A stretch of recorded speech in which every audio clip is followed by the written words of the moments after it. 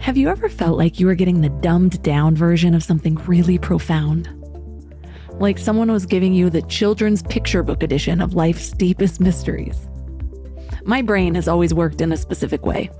I spot inconsistencies immediately. When I was a kid, I actually used to write to publishing companies showing them typos in their books. I'm not kidding. I feel like I probably wrote to them about 50% of the books I read. I couldn't believe how many errors made it to print. One thing's for sure, Judy Blume and R.L. Stine definitely need better editors. But the point is, when something's off, I feel it in my bones. Well, that same radar went crazy when I sat in church as a teenager. I'd hear the same surface level interpretations of scripture over and over again, and I'd look around the room at everyone just nodding along. But inside, I felt this nagging sensation that there just had to be more. The stories we were being told felt like they were missing some crucial context. It was like watching a foreign film with subtitles that only translated every third line. Well, this feeling followed me well into adulthood. I would read spiritual texts and feel this electricity running through certain passages, sensing a deeper meaning just beyond my understanding. But whenever I'd ask questions, trying to dig deeper, I'd get shut down with, "That's just how it is," or "You just need to have faith," or "The Lord works in mysterious ways." Well, here's what most people don't realize. Many of the world's most profound spiritual teachings were intentionally written in layers. The surface meaning was for the masses, but encoded with deeper truths for those who were ready to receive them. Think about it. Jesus himself said he spoke in parables because seeing they do not see and hearing they do not hear, nor do they understand. So this isn't just ancient history. Today, an estimated 84% of the world's population identifies with a religious faith. That's over 6.5 billion people. Yet, how many of us are engaging with our spiritual traditions at the deepest level? How many of us are missing the profound mystical teachings that lie just beneath the surface? Well, the consequences of this spiritual superficiality, as I call it, are everywhere. We see religious texts being used to divide us rather than unite. We see ancient wisdom being reduced to these rigid rules instead of pathways for transformation. We see people fighting over different interpretations when they're all describing different parts of the same elephant. We'll get to that in the interview. But there is hope. Throughout history, there have always been those who've seen beyond the surface. Mystics, contemplatives, seekers who discovered the deeper dimensions of spiritual truth. And they left us with breadcrumbs in their writings and their teachings if we know how to follow them. What's fascinating is that when you start to uncover these deeper layers, these striking similarities across traditions become really obvious. So whether you're reading Christian mystics, Sufi poets, Buddhist teachers, certain core truths keep emerging. It's like they're all describing the same mountain, just from different sides. So the real question is, what happens when we start taking these deeper teachings seriously? What becomes possible when we move beyond surface level spirituality and really engage with these truths about the nature of consciousness and reality and our own divine nature? Well, today our guest is Bob Peck. He's the author of a book that really touched my heart called Original Sin is a Lie, and he's a scholar of mystical traditions across religions. He grew up with a spiritual seeking father and experienced his own journey through a bunch of traditions. And now he's dedicated himself to uncovering and sharing the deeper layers of spiritual truth that unite us instead of divide us. So in this episode, you'll learn how institutional religions often distort spiritual truths and how to rediscover their original meaning. The surprising parallels between mystical teachings across different traditions, and how to move beyond surface-level interpretations to access deeper spiritual wisdom that can change your life. Before we go deep today, I want to give you a little gift, and I want to give it to you every single day. It's called the Morning Mind Love. I know how life can be. You're all fired up after an inspiring episode, and then a new day or a new challenge comes at you, and it's just hard to keep up that energy. Well, the Morning Mind Love is kind of like an oracle from your higher self to help you start each day with a positive focus. Plus, when you sign up, you get 2 free gifts: a 30-minute binaural meditation and 30 days of journaling prompts to help you remember who you truly are. And it's all completely free. So join over 9,000 people and go to mindlove.com to sign up, or text the word morning to 33777. The goal is to be like that person, to say, you're right. Christians, if you get joy and peace and love and purpose and, all these beautiful spiritual qualities from Christianity, that's your path. You don't have to leave it. Go deeper, dig the deep well. All I ask really for anyone on a religious spiritual journey is just to be open to the other characteristics of the divine and the potentiality, the possibility of there being transcendental characteristics that are beyond all of us, beyond word, beyond thought, etc.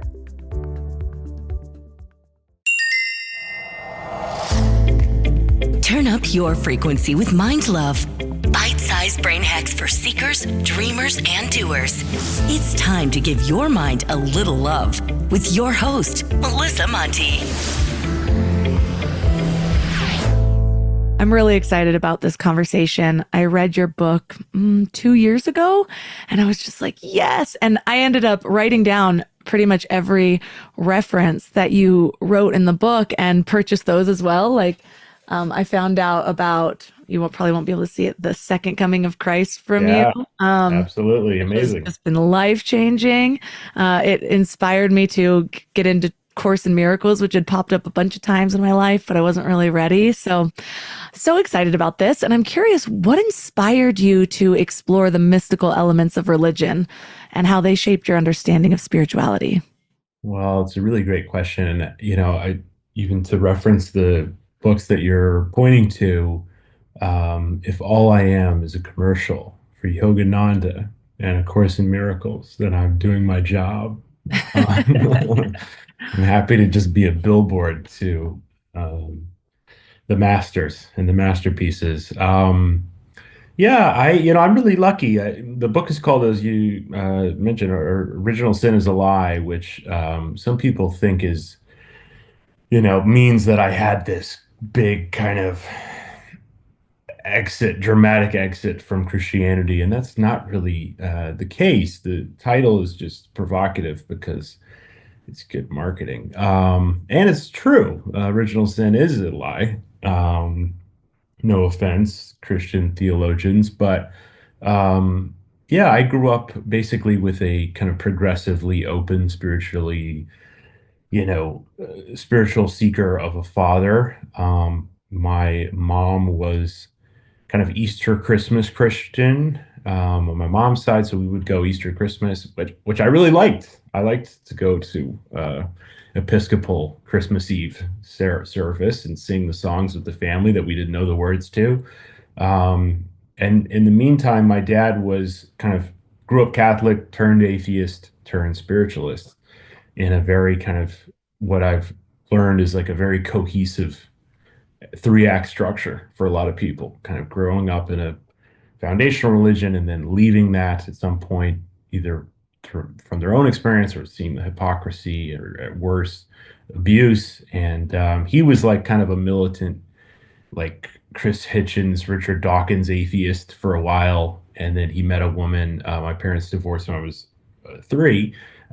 He met a woman who was a really special person, who was a Reiki healer, a massage therapist, and kind of ahead of her time in the 90s.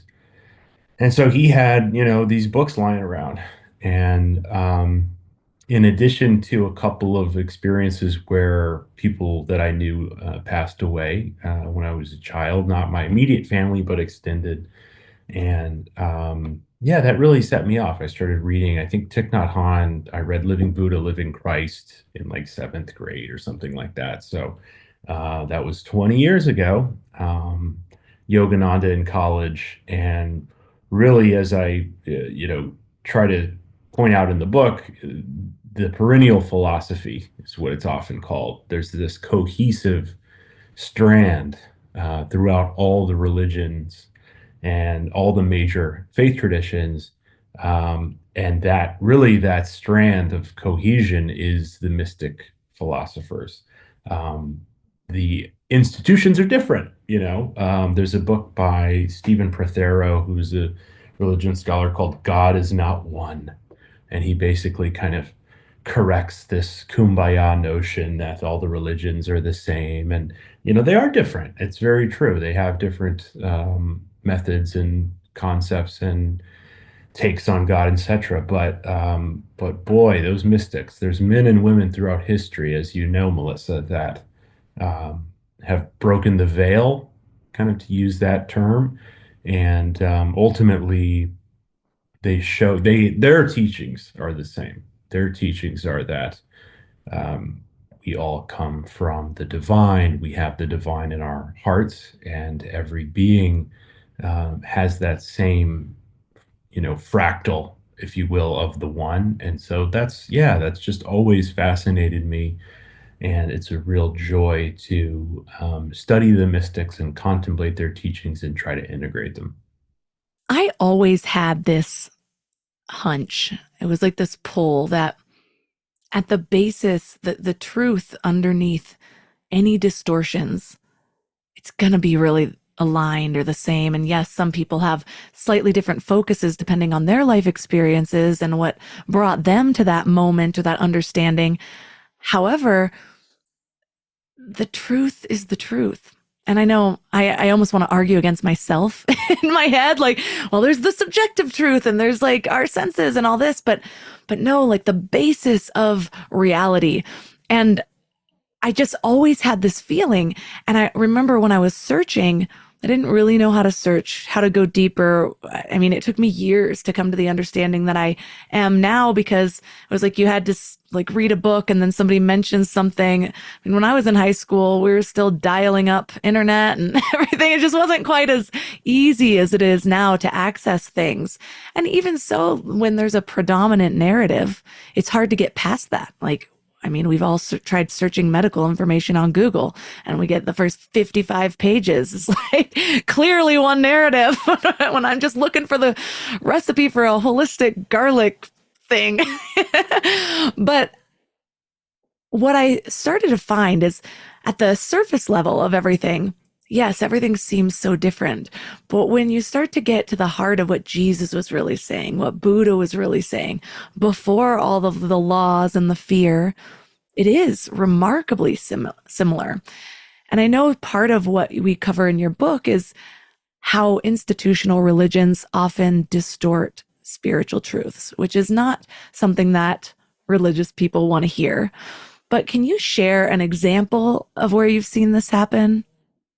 Yeah, absolutely. It's a great point. And I love your comment there. You know, one of my favorite lines from Jesus is, um, the truth will set you free, you know, and there's a lot of question marks around what does that mean. But from the mystic view, the truth is we are one, and that knowledge of our oneness is liberating. Is how, you know, that would be something that Yogananda would quote, and you know that's like its second coming of Christ type of interpretation. A really great example, you know, I talk about this in the book too, about you know, in the Hindu concepts, there's this term called the Avatara doctrine, which is this idea that um, you know, in the kind of cycles of reincarnation in which all sentient beings are dancing through the cosmos, every once in a while, you'll have a human being who is done. They're finished with their need for material incarnation. And that is what is called enlightenment. You know, it's called atonement. There's all these different terms for it, awakening and so on. You know, in my view, Buddha, really kind of my big three, and they're not just mine, but they live in my heart, which is Buddha, Krishna, and Christ. It was a real joy in the book to kind of look at their teachings very deeply and compare them. And to your point, when you get beyond the institutional later contributions, things like original sin, etc., when you strip away those kind of later components, it's very similar. Buddha talks about having radical compassion. He has a really good line where he says, um, cultivate a level of compassion for every being like a mother loves her child. I mean, that's the most powerful kind of love in terms of relationships that you can have. And at the same time, Jesus says, love your enemies, pray for those who persecute you. So they're both kind of smashing this kind of standard cultural idea of what love is. You love me, therefore I love you. No, the masters are saying capital L love is actually transcendental to condition. So that's a big one. I mean, I think another thing that's interesting about them, to your question more specifically, is that a lot of people understand Jesus was a Jew, um, which not all Christians seem to be aware of, strangely, but he sure was. He was an ancient Jewish teacher. And Buddha was, essentially a Hindu prince. Hindu is a modern word, so it's not quite, it's an anachronistic to say that, but he was of a Brahmin caste in ancient India. And so what both of them are doing in their kind of last lifetime, if you will, is that they're both correcting the religions of their day. So in Jesus' day, he's calling out very often, he's calling out the Pharisees. So the Pharisees were kind of the rabbinical Jewish teachers. They knew the law, they studied the code of conduct in the Torah, etc. And he calls them hypocritical at times. I could go into much more detail there if you want, but essentially he tells stories. The parable of the Good Samaritan is the best example, where he essentially says that the Jewish priest sees the man who has been attacked by robbers on the side of the road, and not only does he not help the man, but he crosses the road and keeps going on the other side. And the same thing with the Levite, who's kind of a priest assistant within the Jewish religion. Why do they do that? Well, because there's very ancient Jewish law around touching a dead body can make you unclean, and that can bring repercussions for you and your community, et cetera. So they just said, that guy looks dead, I'm going to keep walking. And he uses the example of the third person, which is a Samaritan, who in that period was actually this is scholarship, a despised ethnic outcast. The Samaritans and the Jews, ancient Jews, did not like each other. They had fought in a war centuries prior. And the Samaritan does not follow those rules. What does he do? He has his donkey. He picks up the man who's injured, by the way, he's still alive, brings him to an inn, pays his own money to the innkeeper to give the guy room and board and heal him, etc. He says, if there's anything else, I'll be back tomorrow to cover the difference.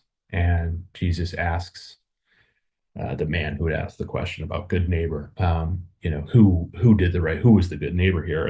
And they say the third one, which some scholars will even say they say the third one, not the Samaritan, because they might have been culturally unwilling to admit that a Samaritan would do the right thing versus the Jewish leaders. So that's a great example of his kind of radical teaching style to call out what in kind of, I think in his view, had become, had lost that divine spark of human connection, human empathy and love, etc. And More so that, about law and less about love. exactly, it just got wooden and rigid and prevents the right action in situations in a practical way. Buddha does the same thing. Buddha was very he would call out the Hindu priests, the ancient Vedic priests, in similar ways. There's a great example where he is confronted about, he comes up about, there's a lot of stuff in ancient Vedas about fire rituals and kind of burning things and rites and so on. And there was a lot of, stumbles on to kind of this discussion about how we set up the fire and the angles of the wood and all this stuff. And he's kind of sick of it. He goes, look, the fire is anger. The fire is lust, don't worry about the sticks and the shape they're making on the ground. You're missing the point here. And so, they both have that quality, and this isn't unique to them. This is what all really the mystic masters, men and women throughout history who break the veil, they kind of have this playfulness. They have this lightheartedness at seeing kind of the hypocrisy and the egotism of that rigidity of the religious institution. And so I'm happy to point to them and their teachings in a historical way.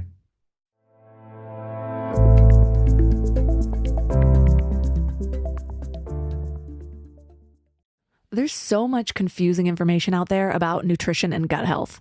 I can't tell you how many experts I've interviewed who completely contradict each other, and I don't air the interview. And don't even get me started on those social media health experts who are secretly getting paid by big food companies to promote ultra-processed foods. That's exactly why I got excited about Zoe, a science-backed nutrition company that's getting really specific about your body. They've built the world's largest microbiome database and created the most scientifically advanced at-home gut test. So when they analyze your results, they can see patterns and make connections that other companies just don't have the data to find. And this isn't just another trendy wellness thing. Their results are backed by randomized controlled trials. Participants were 4 times more likely to report better sleep and more energy. Because when your gut's happy, everything just works better. I love that they're cutting through all the noise with real science. No more guessing about what foods work for your body. Go to Zoe.com and find out what Zoe membership could do for you. And because you listen to Mind Love, you can use the exclusive code MINDLOVE10 to get 10% off your membership.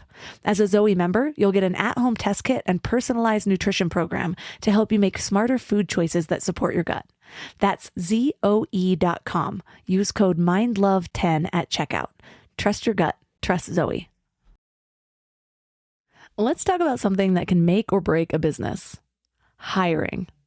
I remember when I was first scaling my business, I needed help, but the thought of sorting through endless resumes and conducting interview after interview just felt so overwhelming. When it comes to hiring, Indeed is all you need.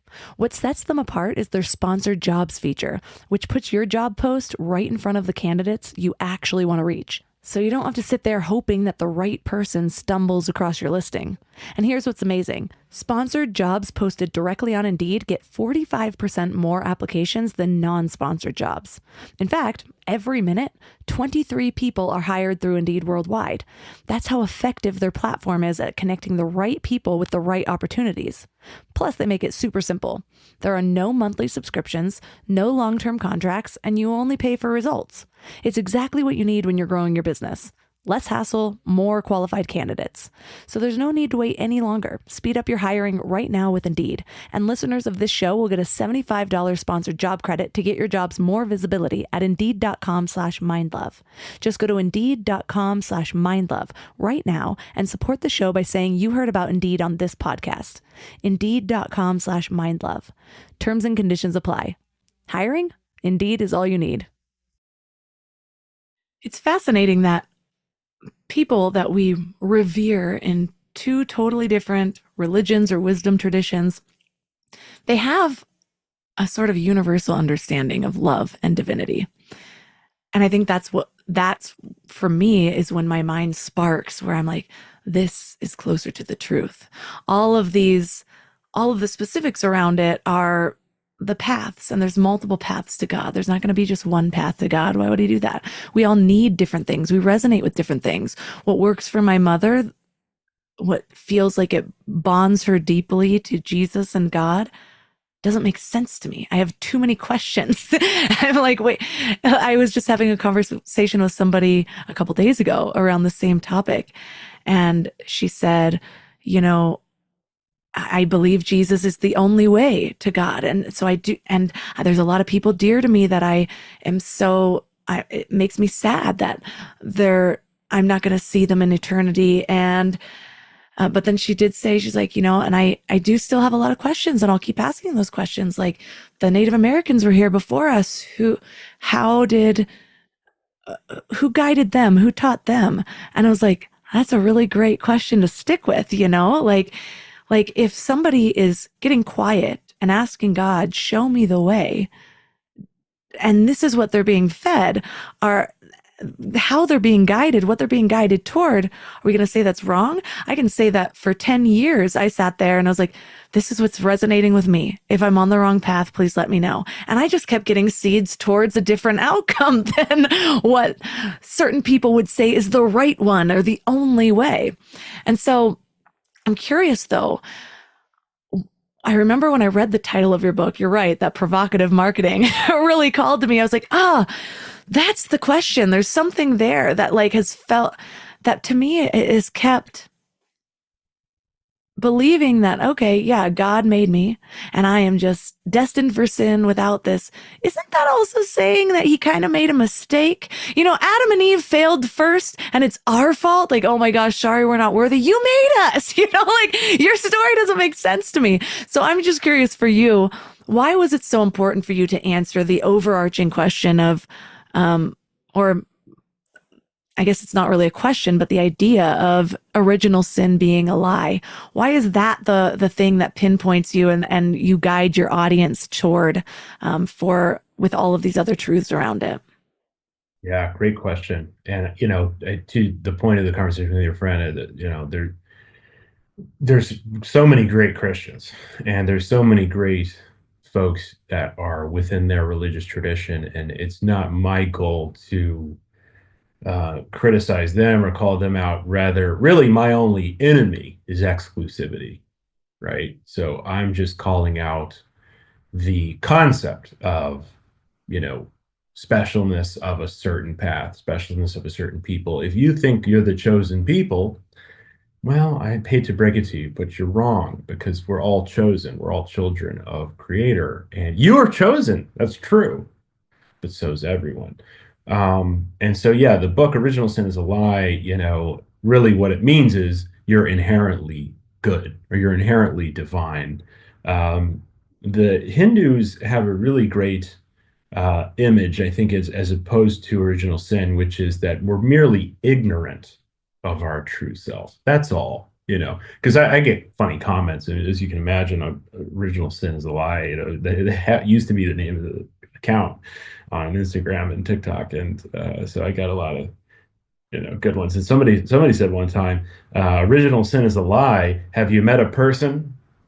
We're not that great, actually, and and it's funny, but it's the Vedic interpretation is that we're merely unaware of who we are. We're blinded by what's called samsara. We're blinded by this plane of time and space and sensual understanding of our world, which, as we know, thankfully, science is proving over the last couple hundred years that our senses aren't that great at understanding reality.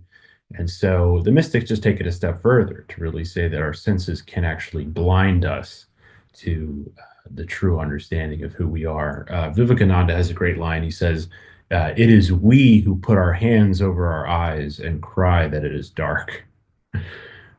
So yeah, it's very, it's a fundamental idea in spirituality and mysticism that, we're all inherently have that divine spark within us. And, in my view, I try to make the case for it. And, a few dozen pages that Jesus also agreed with that, and that it was actually the later Christian fathers like Paul who starts it, but really Augustine or St. Augustine is credited with the kind of original sin being a foundational doctrine in Christianity, or churchianity, as Yogananda lovingly calls it.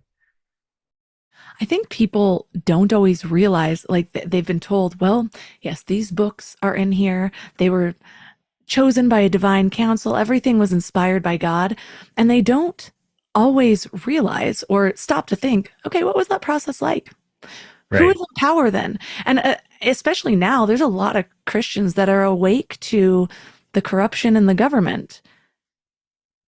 There has always been corruption and greed within government, and government trying to keep us in their power, and which means often in some ways disempowering us so that we don't really realize our true nature.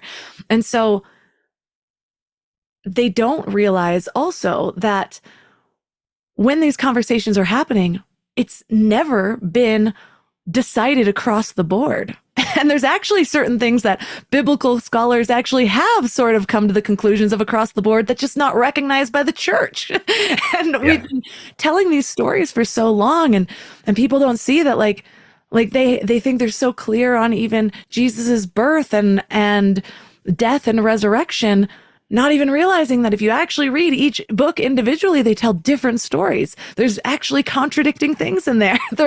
Within the own book. And so, It's hard for people. It's really hard for some people to accept that. Bible scholarship has been so massive for me and massive for, I think, our society in the last about 200 years, is when we started to look at these texts from, Schweitzer calls it the quest for the historical Jesus. So, like, let's really look at the human process, to your point. I'm a mystic, so I believe that Jesus, essentially was an enlightened person, became divine. He became divine by eliminating his individuality. That's the process. That's the mystic dance in the waterfall. Is you remove your own egoic sense of entitlement and individuality. You just become a pure vessel of the divine. That's the goal. And we're all doing it. We're all doing it incrementally in certain ways, etc. But when you study Bible scholarship, Bible scholars, not all Bible scholars are mystics, by the way. Some of them are Christian and some are atheists. Some are crazy mystics too. But to your point, there's a really funny line. It's not in my book actually, but I made a video about it. About one of the first letters of Paul is Galatians. He's writing to the people of Galatia. He was traveling around the Greco-Roman world talking about this Jesus figure. And it's one of the first letters, and it's one of the first lines in Galatians, where he basically says, "How dare you, people of Galatia, listen to other people talking about Jesus, when I'm the one who came to your city and baptized you in the name of the Lord," and so on. And so it's just such a funny kind of human moment where you it's can like, see his ego right you in can see his there. ego is going, "Listen to me, buddy." And so it's in the text, it's in every Bible in the world. And so it's like, this is a human moment of a person who was arguing against other interpretations of Jesus in the first century. This is Paul's letters are 50s, 60s CE. So it's within a couple of decades of Jesus's death. There's already this. Sometimes scholars call it early Christianities because they were so diverse. A lot of people also assume that the sacred texts were written in one piece, not realizing how much time. Or that Jesus wrote them. I didn't know that, but somebody even said, yeah, some people think Jesus wrote the Bible, which is not quite the case. What He have you didn't write discovered anything. about how the texts have evolved and changed through the different authors and time periods? Yeah, it's one of my favorite subjects in New Testament scholarship, is that, we have basically there's four gospels in the New Testament. The order narratively is Matthew, Mark, Luke, and John. But from a scholarship standpoint, there's a consensus that Mark was the earliest gospel. So you have Mark, Matthew, Luke, and John. The reason Mark is the second in the book is because Matthew has a birth narrative and Mark doesn't.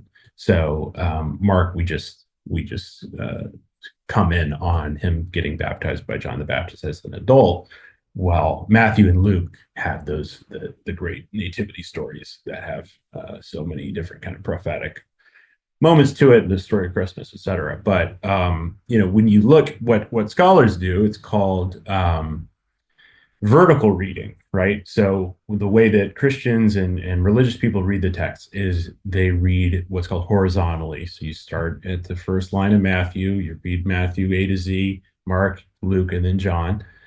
And it all sounds kind of similar, when you read it like that. This guy is walking around and he's teaching, and then he gets captured and killed, and it's all pretty similar stuff.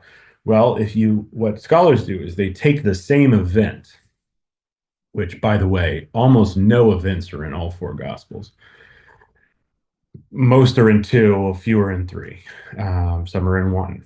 And you look at that same either plot point or teaching story, and you compare them, and you just say, what are the characteristics of this story versus this one versus this one? I do it a couple of times in the book. It's, I tried to write more of like somewhere between pop spirituality and religious textbook. It's kind of neither. It's a little too dense for the pop spirituality book crowd, and it's kind of too lighthearted for to be syllabus material. But so hopefully that's what I wanted to do, was kind of end up somewhere in the middle. But anyway, I do it with, for example, the parable of the banquet, the great banquet. um, it's the wedding invite. Essentially, we have the same story that Jesus tells. He tells it in Matthew, he tells it in Luke, and he also tells it in this other gospel called Thomas, and Gospel of Thomas, which I'm sure you're familiar. And if your listeners aren't familiar, um, highly recommend the Gospel of That one's my Thomas. favorite. It's incredible.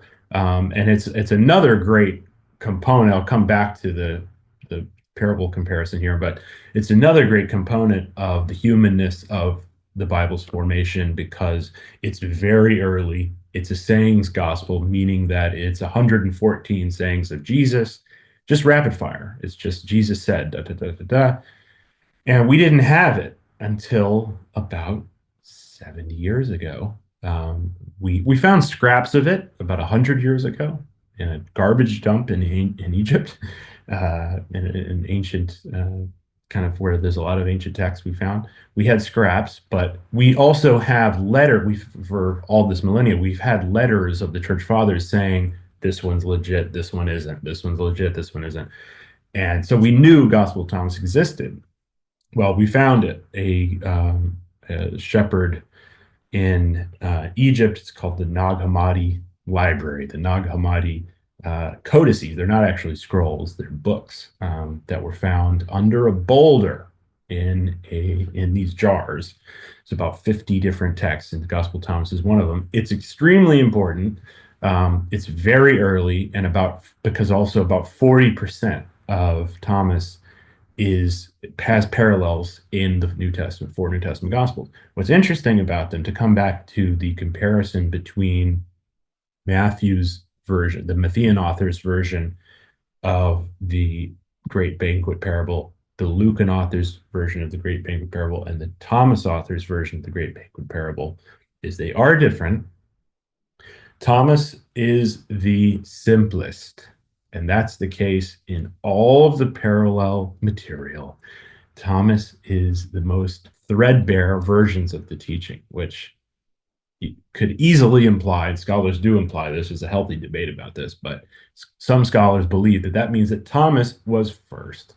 And so Matthew and Luke's authors are taking some of Thomas and expanding on it, because the parable itself is essentially what it is a king, a rich man, tells his servants to go invite people to this great dinner. And it's really short in Thomas. They go out and everybody's busy. All the invitees say, oh, thanks for the invite, but I have my business to run. Thanks for the invite, but I have a family thing. I can't come. And in Thomas, the servants go back to the king, the ruler, and he says, okay, well then just go invite everybody and bring people out in the streets. And that's pretty much it. In Luke, it becomes more socioeconomic. When the servants go back to tell the ruler, he says, like, curse the business owners and curse the rich people.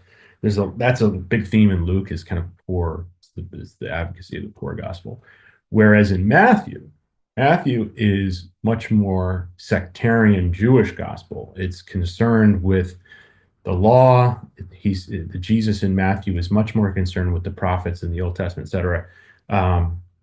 That's where you get, when at the end of that parable, the ruler curses everyone else who's not on the invite list.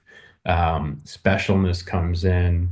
The line weeping and gnashing of teeth, which is like a kind of a image of modern, hell's conception, that's in Matthew, not in Luke, and not in Thomas. So they're different. You can literally in my book, you can read the three of them back to back, or look online. But it's extremely revelatory when you make these comparisons, and it's a lot of fun because you can see what the aims of each author are and what they're trying to get across for their unique audiences and unique communities.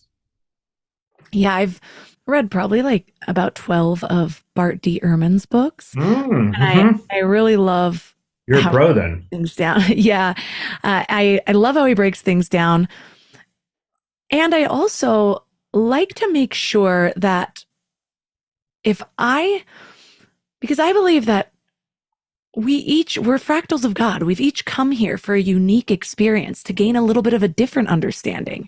We value diversity in so many ways, except for diversity of thought. We all have to agree on the same thing. But what if that's the very point? What if we're supposed to come here and I'm supposed to think a little bit differently? And even when I feel like I found my soul sister, soul brother that's aligned with so much, I better have at least one unique perspective because then what am I doing here? What am I adding to this existence? Why did God also want to experience the world through me?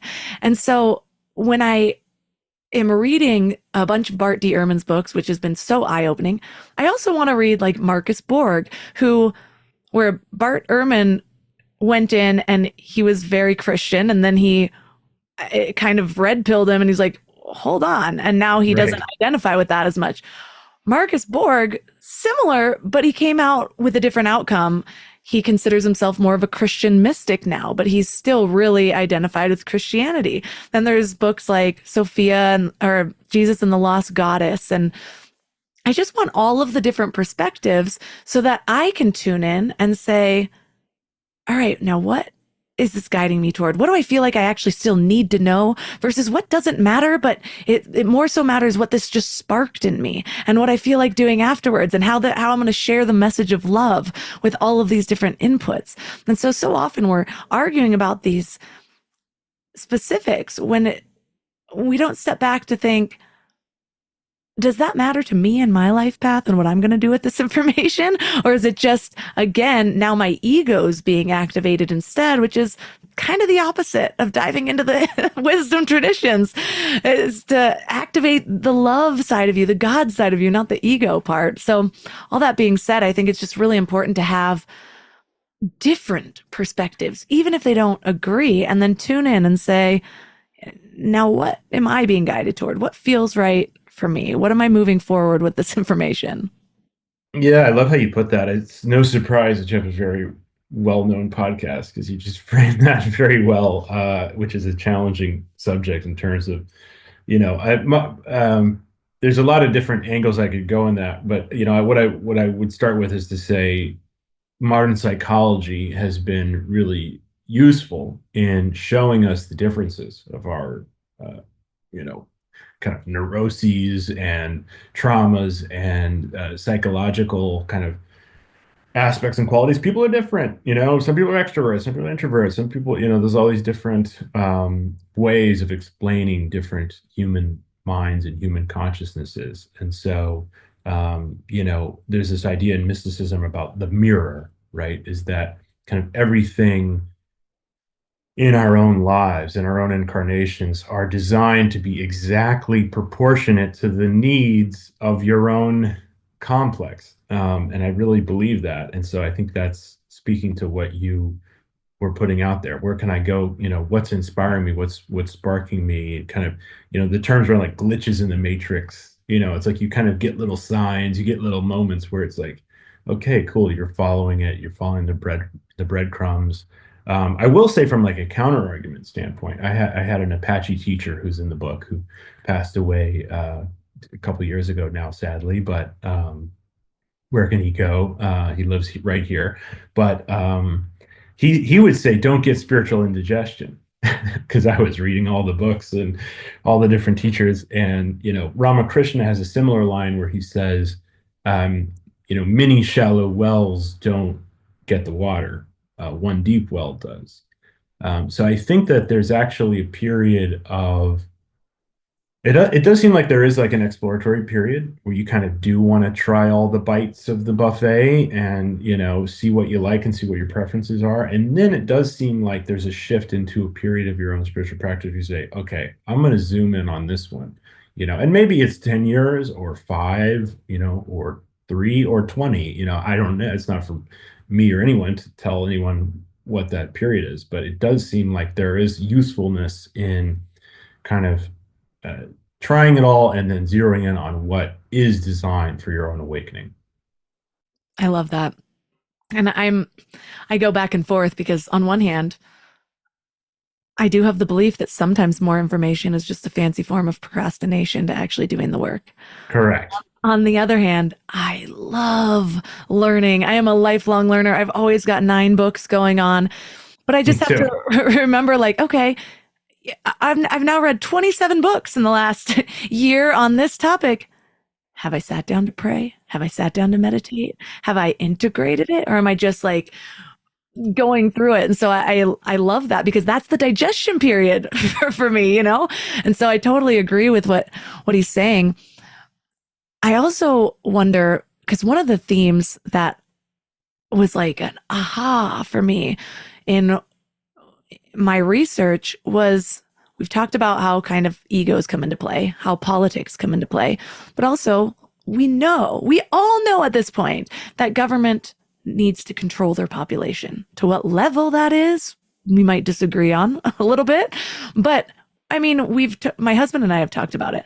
I don't tell my toddler everything. I'm not always telling him the exact reasons I'm making a choice, and sometimes I'm making shit up to make it a little bit easier. And so, of course, my government's doing that. And I don't even blame them. If I was in government, I might with some things. But when you look back at your research and your understanding, what have you identified as an example of a spiritual teaching being used to control populations?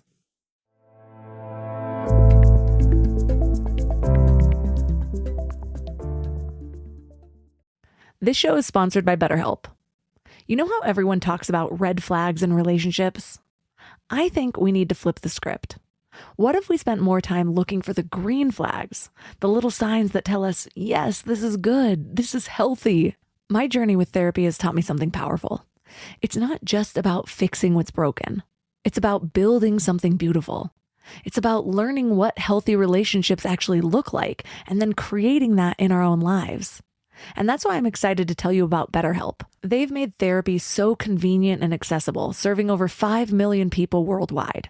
With more than 30,000 credentialed therapists, each with different specialties, you can find someone who really gets what you're working on. And what's great is everything's online, and you can easily switch therapists at no extra cost until you find your perfect match. Whether you're dating, married, building friendships, or just working on yourself, therapy can help you build relationships that truly support your growth. Discover your relationship green flags with BetterHelp. Visit betterhelp.com/mindlove today to get 10% off your first month. That's BetterHelp, HELP.com/mindlove. When you need mealtime inspiration, it's worth shopping Kroger for thousands of appetizing ingredients that inspire countless mouthwatering meals. And no matter what tasty choice you make, you'll enjoy our everyday low prices. Plus, extra ways to save, like digital coupons worth over $600 each week and up to $1 off per gallon at the pump with points. So you can get big flavors and big savings. Kroger, fresh for everyone. Fuel restrictions apply. What have you identified as an example of a spiritual teaching being used to control populations? Oh man, that's a good one. We were talking earlier about like the perennial philosophy that connects to religious traditions, right? So every major faith tradition can essentially be divided into two.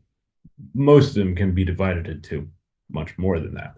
But just for simplicity's sake, you have the exoteric, which is the institution, and you have the esoteric, which is the internal.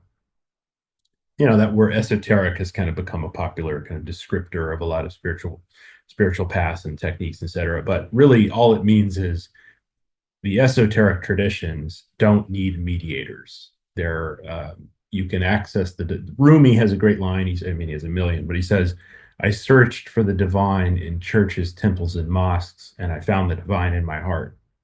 That's really sums up the mystics. It sums up the esoteric tradition in every religion, whereas the exoteric is the institutional. What happened a couple hundred years ago is that when science, kind of contemporary science, took over from religion, um, the religions reacted in a way where they either became more exoteric or more esoteric. The kind of prevailing systems of that period a few hundred years ago, that's where we get Amish. That's where we get Wahhabism, which is the kind of precursor to modern day Islamic fundamentalists.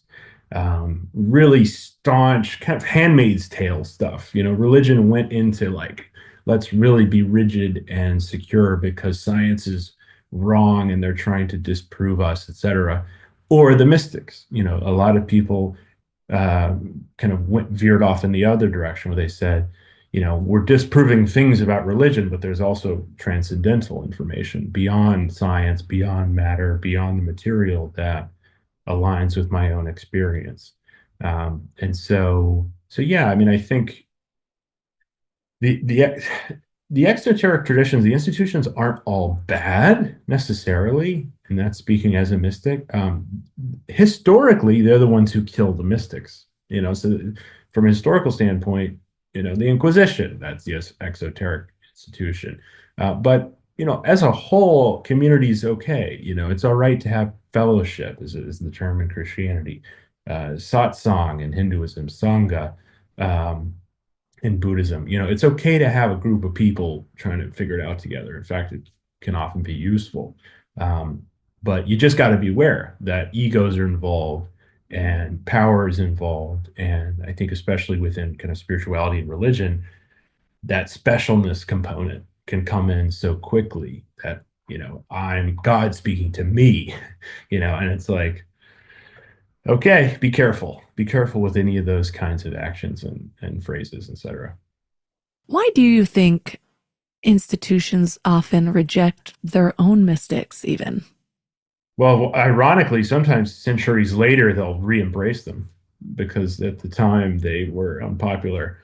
Um, there's a really good one that I reference. He has a Christ-like narrative where his name was Mansur al-Hallaj, who was a very famous Sufi saint, and Sufis are the mystics of Islam, who I love. That's Rumi and Hafiz, and there's a ton of the mystics are always the writers and poets and musicians, and kind of they're why they're my fave a little bit. Is they're so playful with the cosmic dance. But Mansur al-Hallaj was one of those. He was a Sufi teacher, and the existing institution at that time was not crazy about him. They gain followers kind of on their own, which is a threat to power. He specifically, Halaj, I hope I can get this correct. Um, he said anal haq in Arabic, which could translate in English to like I am divine, right? And it's that distinction between what the institution thought he was saying was he's God, so let's kill him. And his followers basically said, no, no, no, it's a term called fana in Arabic, which means annihilation. He was saying that to his followers, he was saying that I am divine because I've removed all of, again, the individuality. I've erased my individuality and I've just become a vessel. And he was killed. He was famously, the image of his life and death is he danced to the gallows in chains because he was so, and he had entered that space of transcendental kind of ecstatic awareness that it didn't matter. He had accepted his death. Jesus on the cross, forgive them, Father, for they know not what they do. When you break the veil, it's not that big a deal, what's happening to your body, what's happening to you in the world. So, I think the short answer, that's a long answer. The short answer to your question is they're a threat, because there's a liberation to that, and they want to control as opposed to free people. Yeah. And that's my main new understanding is that Jesus was showing us the way. I am the way, the truth, and the life. Yeah. But as a path that this is possible for us too, not an exception. And we turn a blind eye at these. I mean, it tends to be Eastern regions where it happens most often. And I think it is because of their spiritual practice. That's what guided me towards the Eastern religions more, is, as Ram Dass puts it, it's more about the transformation over obedience. And I want a transformation. That's what I came here for. And I can feel the pull. And no amount of fear is going to stop that. Because even as a child, I could feel that. I'm like, no, there's got to be something more. I've got to be able to feel this. And so to those in power, those that are profiting off of our obedience in whatever way that is, even if they fully believe everything that they're teaching, there's still power in that to show everyone that no, we just need to tune inward. That kind of, I mean, it removes our reins a little bit, takes off of our chains of needing them as much as they'd like us to, I think. Yeah, the mystic masters would say something like, well, they're just confused, and I mean, it's a really good idea. I mean, Father, forgive them, for Jesus, they know not what they do. if that's not one of the most sublime sayings in the history of human civilization, I mean, can you imagine how painful that is? I mean, that death is particularly brutal and horrifying. All your friends are there, your mom's there, maybe his wife. That's another podcast. Everybody who cares about him in this world is watching him die brutally, an innocent man. And he says, forgive them, for they know not what they do, to the soldiers who are poking him and causing him pain and bleeding. It's like, no, yeah, congratulations. You've completed, you've transcended the game. You've broken the veil. You've exited the matrix. You've left the cave. Plato's image. You're in the meadow now. And so what? So yeah, like what? How do you get there? Like, what's behind that level of experiential application? Because it's like, it's one thing to say that, but how he was living that, and it came out of his own experience. So, I believe that's what spirituality is really helping us do, is become more loving, become more forgiving, seeing the unity in everyone and everything, really zooming out and saying, oh, they don't know what they're doing. It's like a child, it's like, you don't get mad because the baby is, swinging the scissors around, you just take the scissors away. They don't know that they're causing harm to themselves. So that's really the attitude. And how do you do that without patronizing them?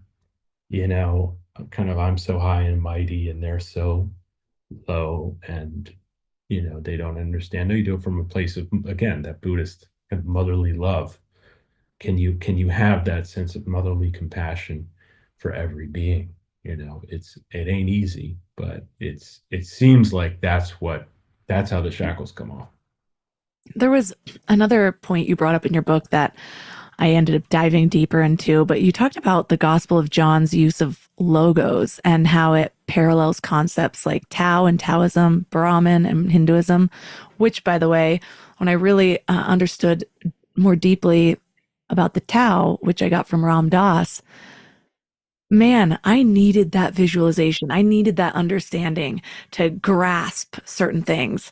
But my point being, when I went to look up the verses that may have spoke to this, some examples are like John 1:1-3. In the beginning was the Word, and the Word was with God, and the Word was God. He was with God in the beginning. Through him all things were made. Without him nothing was made that has been made.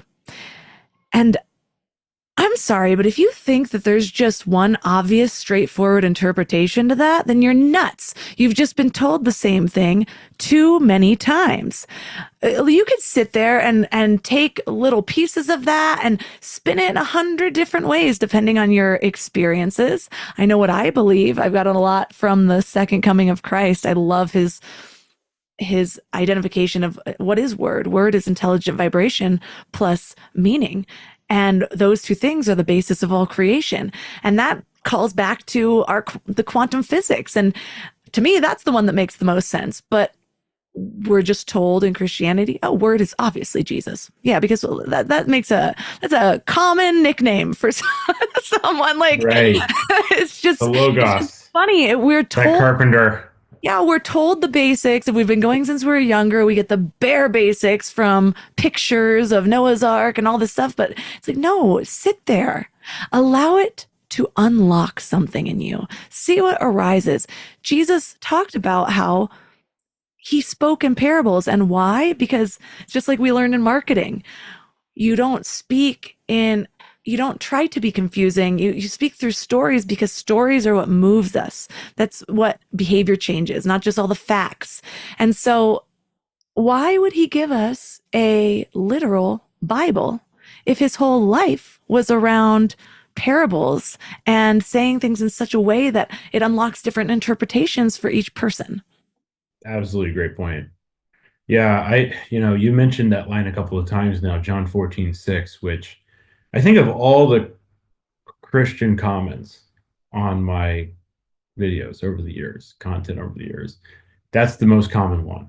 And so it's kind of like that's like the knee-jerk reaction to the Buddha is cool, or hey, check out Lao Tzu and Taoism.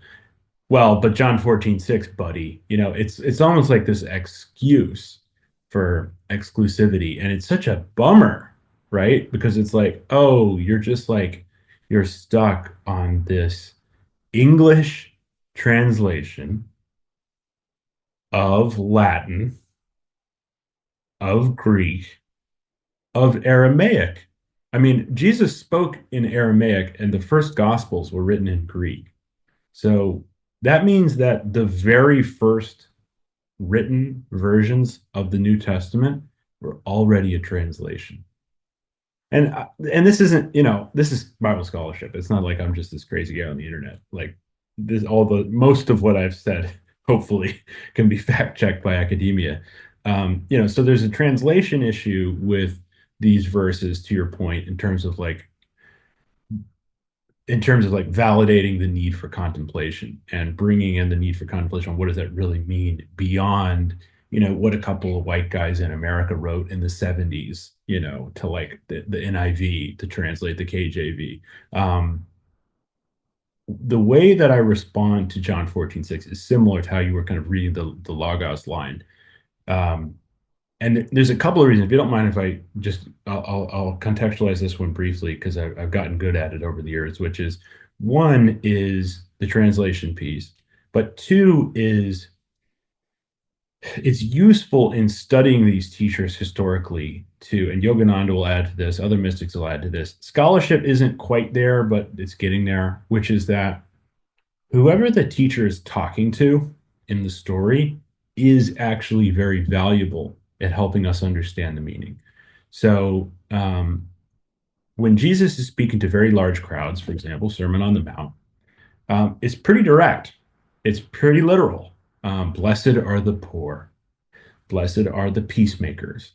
He's simplifying it as easy as possible for a large amount of people that don't know him.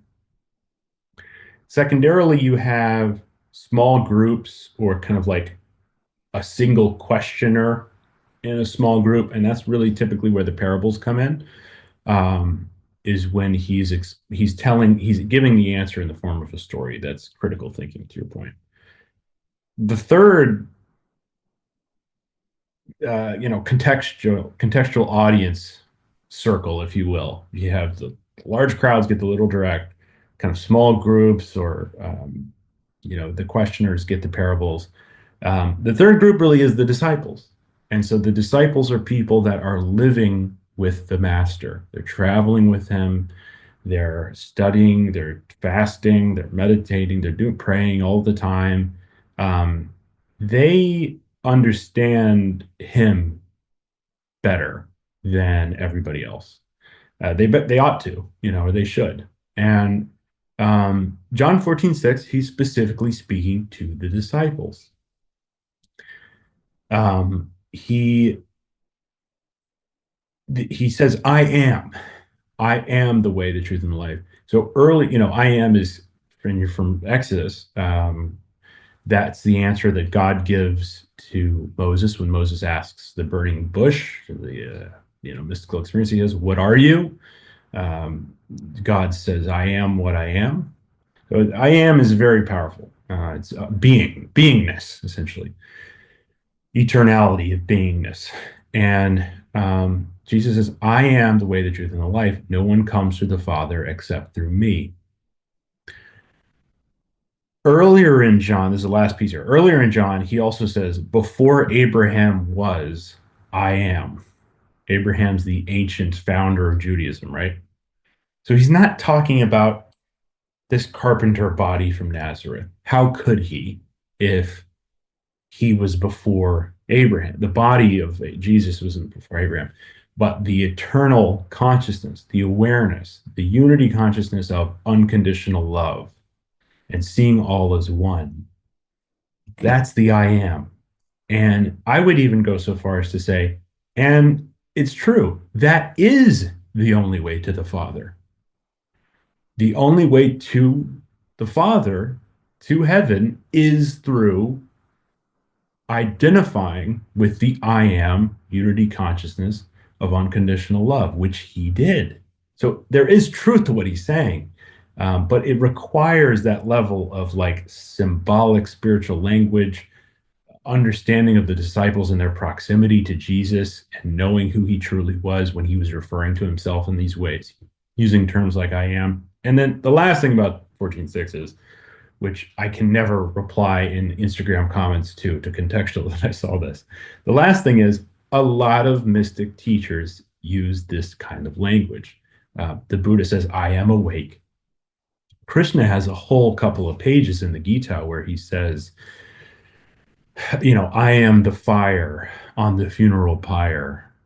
I am, I am before, during, and after. I am the ocean. I am the elementals. He identifies with all these different things. He's not talking about Krishna, the Hindu king. He's talking about his level of awareness and kind of veil-breaking unity consciousness. So understand, I think what I would summarize all this to say is like, the real beauty for me is in understanding the scholarship on one hand, and understanding the mystical and spiritual symbolic teachings of this stuff in an experiential way. When you have both of those, you're able to interpret this stuff better. I'm not saying that my interpretation's right or always right. I feel like just as much a student as anyone. But at the same time, I know how the humanness of the Bible. And I also understand other world religions and other teachers, and they have this kind of commonality and things like that. So those help me put it together like this. I agree completely. I am is a phrase that's used quite a bit, even if I'm not sure if you've heard of Paul Selig, but he has a bunch of channel texts on the show a couple of times. Awesome. And even in his channeling, a few of the books are heavy on the I am, and claiming that truth within yourself to activate it, because words are very powerful. It is that intelligent meaning plus vibration. So we're activating something in ourselves as we speak. But again, to couple that, what you just broke down, a man even asks Jesus what good deed he must do to inherit eternal life. And he doesn't say anything about, he does say, follow me, but he says, if you want to be perfect, go sell your possessions and give to the poor and you'll have treasure in heaven. He says it a few different times. He says, go sell everything you have and give to the poor and you'll have treasure in heaven. Then come follow me. Follow has never meant worship to me. And it's walk like them, do what they do. First of all. Second of all, go sell everything you have. It is the physical manifestation of give up ego, give up material possessions, and then walk like me, basically. And so if I'm ever, my fear-based programming from childhood comes back and I'm like, wait, what if this is not right? It's like, I'm just following exactly what Jesus had told me to do. And I'm putting together all of the different things to see the big picture of what did he really, really mean by all of this. And so I was just really thankful for the way that your book did land in that happy medium. I've read some deep scholarship things. I've read some more lighthearted things. And yours is like that perfect blend that, like I said, was a catalyst to opening my understanding of even more spiritual texts. And so if you were to leave listeners with one thing, whether it's a thought experiment, an action, a question for them to sit with, what would that be? Well, thank you for the comment on my book and what I'm trying to do. And I think the one of the biggest honors really of my life the last few years, this incarnation, if you will, has been people appreciating it and saying that it was bringing them some clarity and peace. And sadly, there's a lot of conditioning that it must be overcome by a lot of people. So, we're just getting started, Melissa. I really like, there's an image in the book also that I think is really useful. I try to reference it as much as humanly possible, kind of in this space of interfaith, comparative religion, to some of the points that we've made earlier around validity of, all paths versus one special one. And I'll just share it. That's a good one to go off on. It's called The Four Blind Men and the Elephant. Ramakrishna tells this story. It's considered a Hindu parable, but essentially the story goes that an elephant enters a village, and there's four blind men that come out and start feeling different areas of the elephant. And the first blind man feels the trunk, and he says, this animal is like a hose. And the second blind man feels the spear and says, or sorry, the tusk. The second blind man feels the tusk and says, this animal, this entity is like a spear. The third blind man feels the ear and says, this is like a large leaf of a tree. The fourth feels the tail. It says it's like a rope. So they're all arguing. And then someone with sight comes along and they see the four blind men arguing. And they say, well, you're right that the trunk is like a hose. That's true. The tusk is like a spear. Those are all accurate characteristics of this animal. However, it's all of them. All of your interpretations are true, but you're arguing about them being different, as them being different things, whereas there's just different characteristics of this entity. And there's other characteristics of the entity that none of you have felt. There's the feet and the back and the teeth and so on. There's all these different qualities of this entity that are beyond what you guys are arguing about. So I love that image because it so beautifully captures interfaith squabbling, which is so ripe on this planet, even today, of people saying, no, this way is the better, no, this way is the better. The goal is to be like that person, to say, you're right. Christians, if you get joy and peace and love and purpose and all these beautiful spiritual qualities from Christianity, that's your path. You don't have to leave it. Go deeper, dig the deep well. All I ask really for anyone on a religious spiritual journey is just to be open to the other characteristics of the divine and the potentiality, the possibility of there being transcendental characteristics that are beyond all of us, beyond word, beyond thought, etc. Amen. For listeners that are interested in reading your book or connecting with you, where's the best place for them to find you? Yeah, I'm on all the things. It's Bob Peck on Instagram, and I am Bob Peck on TikTok and YouTube. The book is Original Sin is a Lie. It's on most booksellers online. Amazon, yes. I also read the audiobook, which is kind of fun, on Audible. It's also on Spotify. So yeah, just search me there. All the links from this episode will be at mindlove.com/387. Your challenge for this week is to take one spiritual teaching that you've always accepted at face value and dig deeper into its meaning. Maybe it's a parable you learned as a child or a quote that you've heard 1,000 times. Instead of accepting the standard interpretation, sit with it. Look for layers. Ask yourself what else it might mean. Sometimes the most profound insights come when we're willing to look beyond the surface. So give it a try and let me know how it goes. I love sharing these, so please reach out to me at MindLoveMelissa on Instagram. And if you have questions about any of them, I've dug into quite a few. So I would love to chat about that with you. You can find all my incredible sponsors at mindlove.com/sponsors.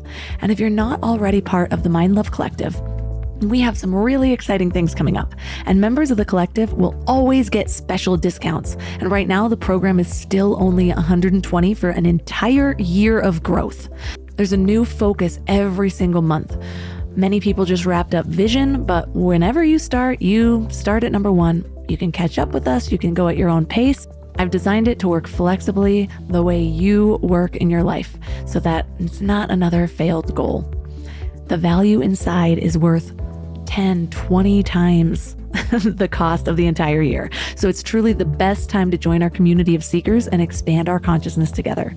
Also, don't forget to sign up for the Morning Mind Love at mindlove.com or text the word morning to 33777. And thanks for giving your mind a little love today, and I'll see you next week. Thanks for tuning into Your Higher Frequency with Mind Love. Head to mindlove.com for a free gift to keep your vibes up until next week.